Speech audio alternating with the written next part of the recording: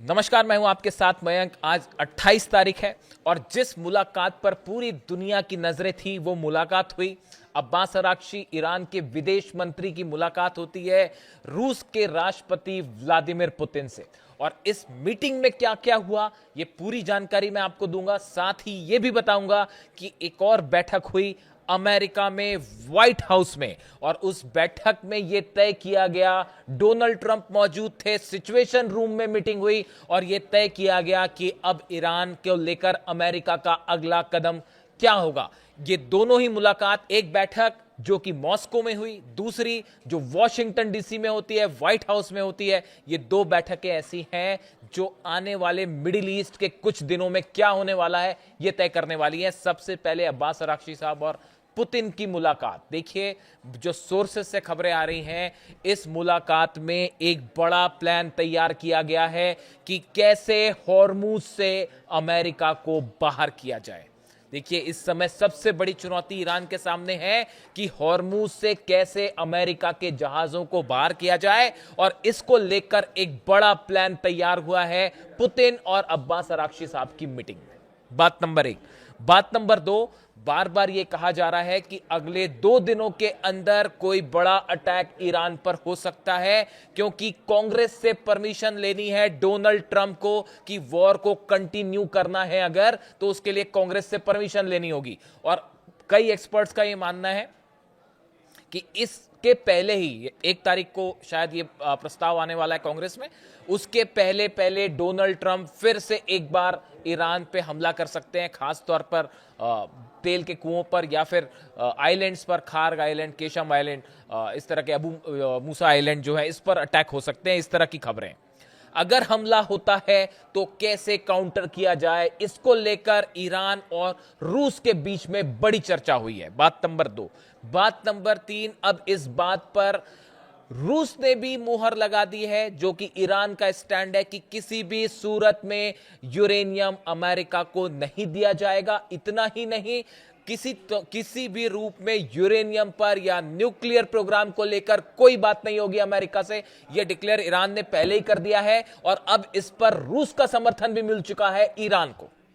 यह एक बहुत बड़ा डेवलपमेंट है बातचीत के लिहाज से। अब यह बात तय हो चुकी है कि न्यूक्लियर मुद्दे पर ईरान कोई बात नहीं करेगा। चौथी बड़ी बात, रूस की तरफ से, पुतिन की तरफ से रूस के जितने मिलिट्री सलाहकार थे उनकी भी मुलाकात हुई है अब्बास अराक्ची साहब से, और यह तय किया गया है कि अमेरिका की तरफ से अगर कोई भी एग्रेसिव स्टेप होता है तो उसका करारा जवाब दिया जाए। यानी अगर हमला होता है ईरान पे तो पूरी मजबूती के साथ जवाब दिया जाए, और रूस हर संभव मदद को तैयार है। यह खुद व्लादिमीर पुतिन ने बात कह दी है कि जो हो पड़ेगा हमसे, हम वो पूरी मदद करेंगे ईरान की। इसके अलावा देखिए आगे की एक बड़ी बात, मिडिल ईस्ट से, ना सिर्फ हॉर्मुज से बल्कि मिडिल ईस्ट से अमेरिका के प्रभाव को कैसे खत्म किया जाए। जो अरब देश हैं, अरब देश इस बात को मान चुके हैं, स्वीकार कर चुके हैं कि उनकी रक्षा अब अमेरिका नहीं कर सकता। ये बात सऊदी भी जानता है, ये बात यूएई भी जानता है, जॉर्डन भी जानता है, कतर भी जानते, सब जानते।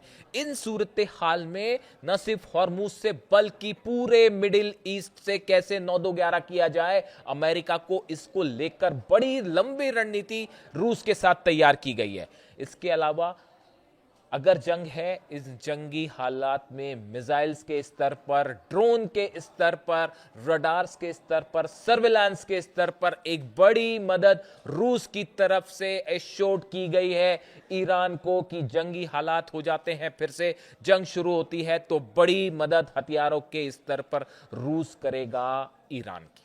ये इस बैठक के कुछ बड़े डिटेल्स हैं। लेकिन इसके अलावा देखिए, ईरान के आसपास अमेरिका की बड़ी सैन्य हलचल देखने को मिल रही है। अगर आप इजराइल की बात करें, इजराइल के इलियात में अमेरिका के 10 से 12 KC-135 रिफ्यूलिंग जेट्स का मूवमेंट हुआ है।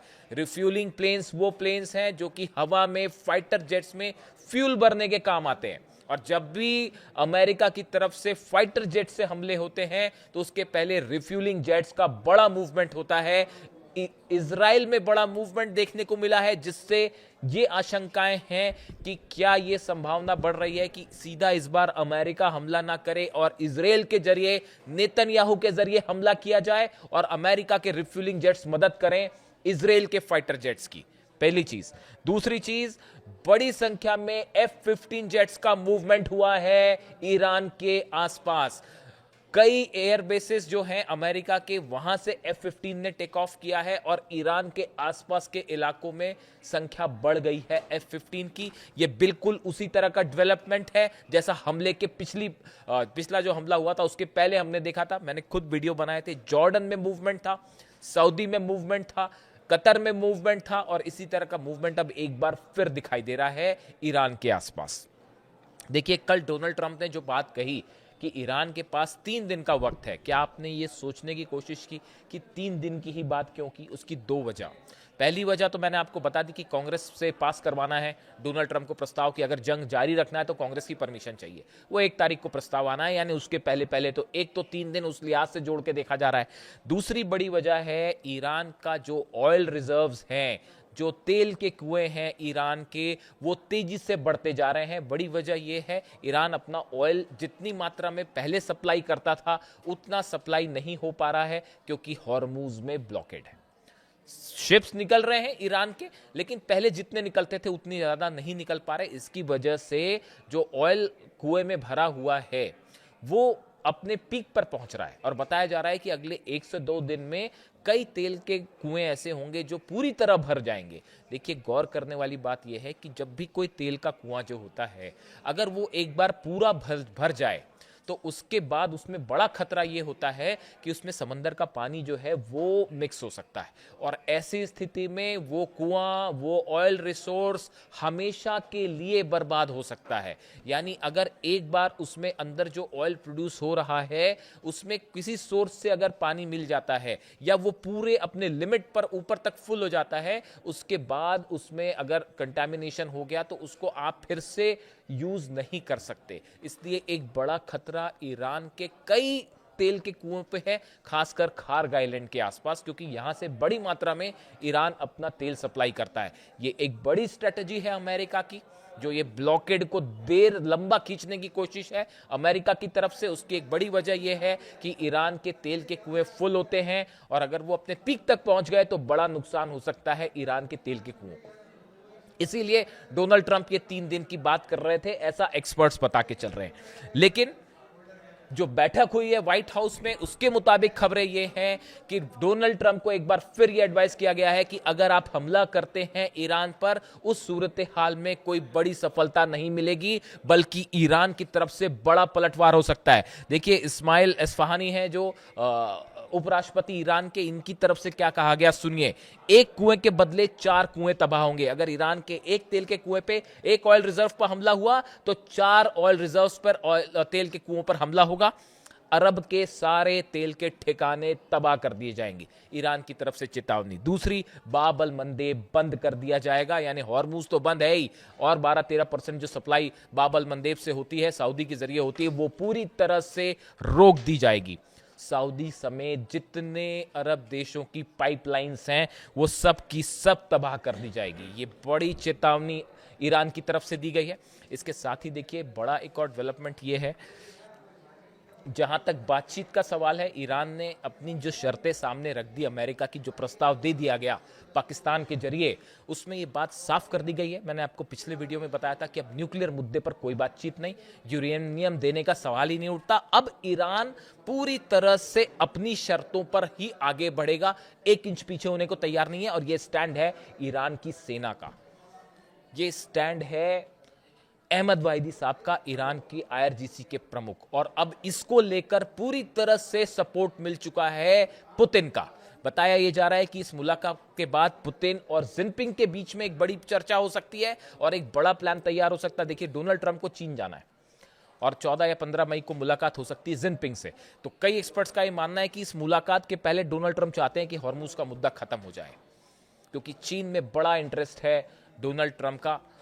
अगर चीन की तरफ से प्रतिबंध लग जाता है, जो सामान सप्लाई होता है, खासकर रेयर अर्थ मटेरियल, तो उससे अमेरिका को बड़ा नुकसान हो सकता है।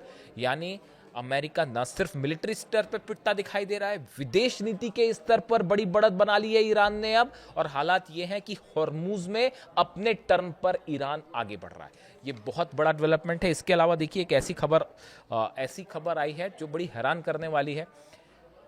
ये कहा जा रहा है कि पाकिस्तान में जब अब्बास अराक्ची साहब थे उस समय सऊदी के साथ ईरान की शायद कोई टेलीफोनिक कन्वर्सेशन हुआ था या कोई बातचीत हुई थी। वो बातचीत लीक हो गई। और ये बातचीत लीक कैसे हुई, इसके बाद ईरान की तरफ से सख्त नाराजगी जाहिर की गई है और पाकिस्तान के जो अधिकारी हैं उनको ये बात बताई भी गई, जनरल मुनीर को, शहबाज शरीफ को, कि ये बातचीत लीक होना ब्रीच ऑफ ट्रस्ट है, एक प्रकार का विश्वासघात है। ये क्या बातचीत लीक हुई, किसने बातचीत लीक की गई, ये अभी बात साफ नहीं है, लेकिन इसको लेकर ईरान ने अपनी तरफ से आशंकाएं जाहिर की है। देखिए ये बड़ा मुद्दा है। इन हालात में क्या किसी तरह की, देखिए बातचीत वाला जो स्टेज था वो शायद खत्म हो चुका है, क्योंकि ईरान ने बात साफ रख दी है कि हमने अपनी बातें रख दी, अगर आपको कबूल हो तो हम बात करेंगे, वरना हम जंग को तैयार हैं। ऐसे में एक संभावना और बढ़ रही है कि क्या रूस की तरफ से अब कोई इनिशिएशन लिया जाएगा हॉर्मुज में ब्लॉकेट को खत्म करने को लेकर, और चीन का क्या रुख होगा। ये दोनों घटनाएं ऐसी हैं जो शायद मिडिल ईस्ट में ये तय कर देंगी कि अब अमेरिका का मिडिल ईस्ट में हस्तक्षेप आगे रह पाएगा या नहीं रह पाएगा। मैं कई सारे न्यूज़पेपर्स और आर्टिकल्स देख रहा था अमेरिका के, जिसमें इस तरह की बातें, प्रिडिक्शंस शुरू हो गए हैं कि जिस दिशा में डोनाल्ड ट्रंप आगे बढ़ रहे हैं उससे आने वाले वक्त में अमेरिका का प्रभाव पूरी तरह से खत्म हो सकता है मिडिल ईस्ट में। और इसके लिए ईरान बेहद एग्रेसिवली अपने गोल्स की तरफ आगे बढ़ रहा है और वहां अब किसी को चिंता नहीं है। जंग करने के लिए ईरानी सेना पूरी तरह से तैयार है, चाहे हॉर्मुज हो चाहे मेनलैंड हो, सब तरफ ईरान जो है मिसाइल्स, ड्रोन्स, हर स्तर पर एक बड़ी तैयारी। अब ऐसे में देखना यह है कि पुतिन और जिनपिंग के बीच में क्या बात होती है और ईरान का और डोनाल्ड ट्रंप का अगला कदम क्या होता है। जो भी अपडेट होगा आप तक पहुंचाऊंगा। कमेंट करके बताइए वीडियो कैसा लगा। Thank you so much.